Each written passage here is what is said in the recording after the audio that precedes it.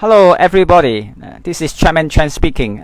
Today we have the honor of having Pastor Shells or Pastor Shirley with us. She will be giving an interview to Vegan Theology on the connection between her faith, her Christian faith, and her veganism, and about her charity organization, which she founded, that is the Edenkind. Pastor Shirley is from Wales, and she please say something about yourself, Pastor Shirley, if you like. Hello, hi.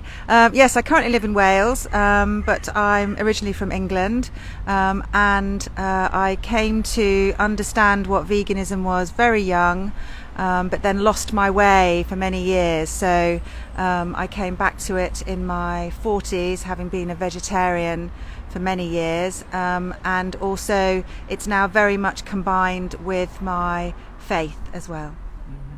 So we just now, as aforementioned, Pastor Shells, you founded Edenkind, an NGO. So, and I've gone through your website, that is that of the Edenkind. It says that the Eden movement is a non-religious philosophy movement, but as we know, the Garden of Eden is in Genesis 1, and it is vegan, and God prescribed the first humans a vegan diet, as noted in Genesis 1:29. So is Edenkind religious or non-religious? We thought very long and hard about whether to use the word Eden and Edenkind and the Eden movement, because the Christian church has got a bad reputation for being very indoctrinated and prescriptive and judgmental. But the truth is that we've acquired 36 acres that we are turning into a Garden of Eden. And I think I was placated by using the vocabulary because you've got the Eden Project down in Devon, or is it Cornwall? Anyway, down in the south of England, and that's more to do with sustainability and growing and planting trees and ecology. So we felt that it wasn't going to put too many people off. For me personally, it is very much a manifestation of how we're supposed to live, and a reunion with the Creator, with creation, with nature, and bringing this ex-dairy farm back into being a Garden of Eden. We're planting a giant edible forest and planting lots of fruit and vegetables and nut trees, so that for future generations it will be a food sovereign sustainability project that where people come together as a community, grow food as a community, and it's love manifested, I think. Yes, I'm sure Pastor Shells is rebuilding the Garden of Eden on Earth or in Cardiff, and so could we say that the Edenkind is at the same time an inclusive project, and that is not exclusively the Christians, but and on the other hand, it has it involves an allusion to Genesis 1:29. Could we say so? Yes, absolutely. I think we like to think of the Eden movement as multi-faith and open to everybody, and that your personal journey and relationship with God or Jesus or Muhammad or whatever your religion is personal to you. For me, my religion is based on Christianity, although I do cause trouble in the Christian church because I look for the lessons within rather than taking things completely literally. And also I think there's a lot of research to do with things being lost in translation, things like when Jesus went into the temple and he turned over the tables and said, "You're turning my father's house into," and then I grew up thinking it was den of thieves. But we actually know that the translation is more akin to den of murderers, and if you look at history of what the slaughterhouses were there, they were the temples. So Jesus was the first animal rights activist, really, because he went in and he stopped trading for the day.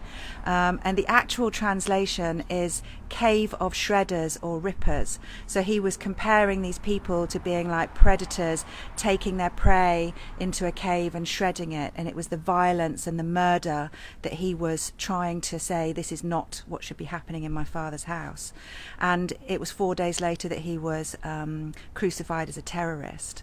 So I think a lot of that has been lost over the years of actually what Jesus was here to represent and to try and teach us. Yes, you are right, Pastor. Yes, now talking about loss in translation, Professor James Tabor, Tabor, a theologian, and has recently put forth a series of loss in translation connecting the Bible on YouTube, and Professor, if my memory serves me right, Professor James Tabor also raises the same point in Christspiracy. Yes. Some of these things I learnt in Christspiracy and then went away and did a little bit more research. And I'm also on what they call, it sounds terribly cliquey, but they call it the Inner Circle, and it's a team that have been put together to help promote Christspiracy for when it goes live and gets streamed. And there's going to be extra footage from the professor, and it's very enlightening when you look at what other things have been lost in translation. We often have question and answer groups after the Zoom meetings with the Christspiracy team, and an interesting point was raised by a Jewish lady who said that in the Torah it says that God commands us to eat meat, but actually if you look at the real translation, it's God allows us to eat meat, and that's to do with free will. We have free will to choose good or bad, and this is an act of love on God's part to allow us to choose which direction we want to go. And the time has come now for us to choose love, to choose compassion, and to go vegan. Exactly. In fact, to me, in my opinion, or according to my research, God did not actually permit Noah and his people to eat meat.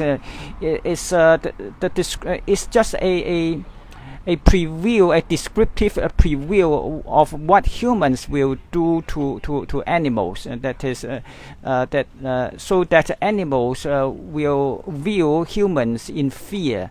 So anyway, that's a long story. We will we will return this point in later videos if you like. And how long have you said you returned to Christian faith in your 40s? So no, veganism in my 40s. In your 40s. I've always been very strong in my faith.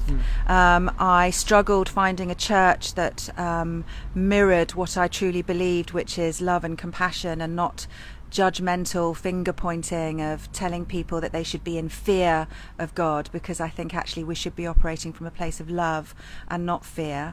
But it was my vegan journey that became something that went from a lifestyle to a life mission, I would say, in my 40s. So that's sort of 8-9 years ago.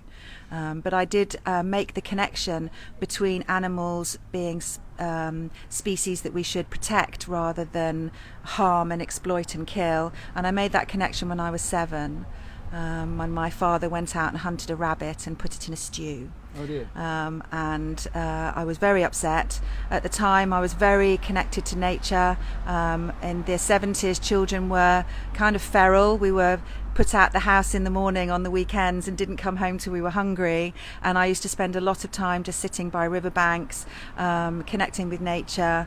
And one of my best moments was when a rabbit came up and sniffed my foot.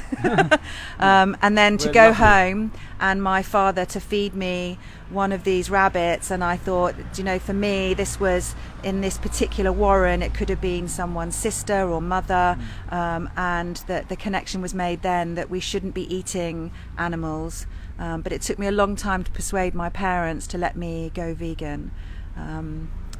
And then I'm afraid college and being a young woman, I lost my way.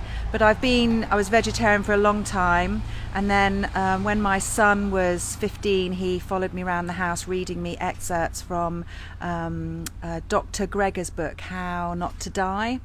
And it resonated with me on a health level, and then it's like a deep dive down a rabbit hole doing the research. And despite the fact that I was vegetarian for many years, I had no idea the dairy industry was the meat industry. I had no idea it was as cruel as it is.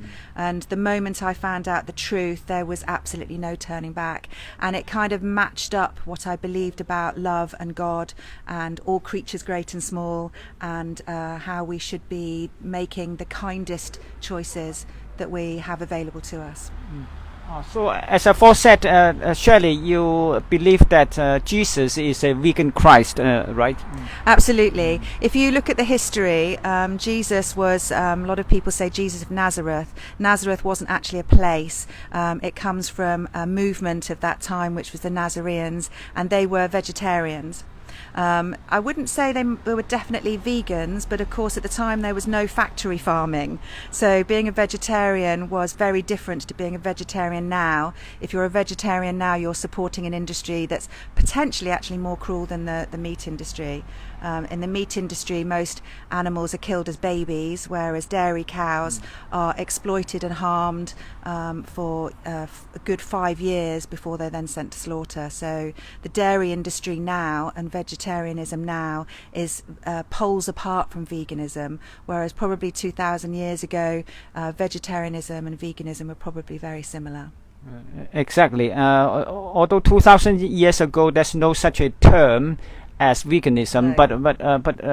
but we are pretty sure that there were then already some people whose behavior and whose thoughts were vegan, and talking about Jesus, I think your predecessor, Vicar James Thompson, also from Wales, was adamant. He insists that Jesus was an animal liberator. So he's really a pioneer, right? Absolutely. If you look at it and you break it down, we call Jesus the Lamb of God. So it doesn't make sense that we should be eating lamb. Jesus was, lots of pictures, you have Jesus holding a lamb. And when you ask people in the Christian church that aren't vegan, okay, can you imagine Jesus slitting the throat of a lamb? It's not an image that goes together with the Christ that we're looking at as if he's an emblem of love and peace. Shirley, did you ever meet Vicar James Thompson? No, I'm afraid I didn't. No, I only actually moved to Wales 4 years ago. I see. Yes, of course. Vicar Thompson passed away 9 years ago, and he's also known for he's also affectionately known for his military, his support for militant animal rights activism. What's your point of what's your take on this? I think he was an amazing, astonishing man, and he got in a lot of trouble with his church for doing the things he did. And it's that kind of rebellion, the gentle rebellion, where we are the voice for the voiceless, that is needed now, and especially within our churches. I mean, what's your take on direct action to rescue animals? For me personally, I would find it absolutely terrifying and nerve-wracking, and I have absolute respect and I think it's wonderful that people go out and do the animal activism. They're basically copying what Jesus did on that day in the temple where he went in. People think that anger is a sin. Anger is not a sin. It's what you do with your anger and how you use your anger. And interestingly enough, Extinction Rebellion sign all their letters, love and rage, that we should be raging against the machine. We should be speaking up and not being put down because we're angry or because we're taking strong action. It is time for strong action now. Oh, righteous anger, right? Yes, righteous anger. But I was referring to the question whether civil disobedience or direct action or has legal consequences. Yes, recently Jewish Capstone who exposed the atrocities of gas chambers, pigs gas chambers, and with his comrades were arrested, and they have been prosecuted, and they are now waiting for to go to court next year, I suppose. So what do you think about civil disobedience and direct action to rescue animals? Do you think that it is worthwhile or? I think it's a personal decision. They call it in XR, they call it being an arrestable. And if you are in a position in your life where being arrested and having a criminal record for standing up for something that should be changed, then we need those people. We absolutely need the people that are willing to take those risks to get the criminal records. I mean, if you look at it, Jesus was an absolute rebel. He ended up being crucified for being a terrorist. Yet all he was doing was trying to stop the slaughter in the temples. So to be Christ-like, it could be considered that you are an arrestable. Exactly. When Jesus liberated the animals from the temple, he and called the temple a den of thieves or a den of murderers. He's disrupting the lucrative revenue income stream of the chief priests and the scribes who are behind this business fraud, this business of animal sacrifice in the temple. So immediately afterwards, immediately after the cleansing of the temples, the chief priests and the scribes, etc., conspired to have him killed. So they flame him up for treason and for terrorism, and so they sort of kill him through the hands of the Roman Empire. Yes, absolutely. And I think it's a story that's not really told very often, because people want you to still think that you should obey the doctrine of the church rather than actually look at the teachings of Jesus, and quite often they're in contradiction with each other. Yeah, exactly. Jesus is not a Christian in the same way that Buddha is not a Buddhist. So we, in this sense, we are. Do you agree that we are followers of Christ, followers of Jesus, and we are just trying to enact His Spirit in our small ways? Absolutely. If you look at certain New Age movements, they call Enlightenment Christ consciousness, and I think that's a very beautiful thing. So you don't actually have to be Christian and belong to a Christian church to be aspiring to have Christ consciousness. Yes, absolutely agree. So, do you have anything more to add to enlighten us today, Shirley, Pastor? I'm very aware there's someone shouting behind us, so it might be a good point to stop. I would just say keep operating from a place of love. All right. Yes. Thank you, Pastor. Thank you, everybody, for watching. Thank you. Take care. Bye. God bless. Bye. God bless.